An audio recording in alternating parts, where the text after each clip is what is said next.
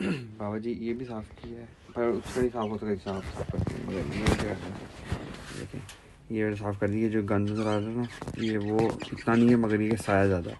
उसके बाद ये खाना मैंने साइड पर कर दिया। मैं कहा कभी कभी दरवाज़ा खुलता है तो हवा ठंडा हो, अंदर खुद ही माहौल है। Fresh water this and that is there. इसमें 2 अंडे हैं, इसमें 4 अंडे हैं, इसमें 3 बच्चे हैं, इसमें 2 बच्चे हैं। और इसमें जो 2 काले डार्क कलर है और एक वाइट कलर है। इसमें मैं है दोनों येलो हैं, इसमें दोनों येलो हैं।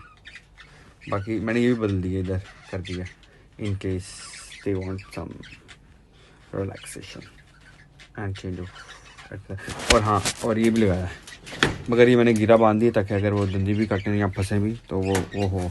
और फिर इसके आगे मैं ये हूवर रख रहा हूँ इन केस वो आए और ज़्यादा कर गए। ठीक है, साइन आउट।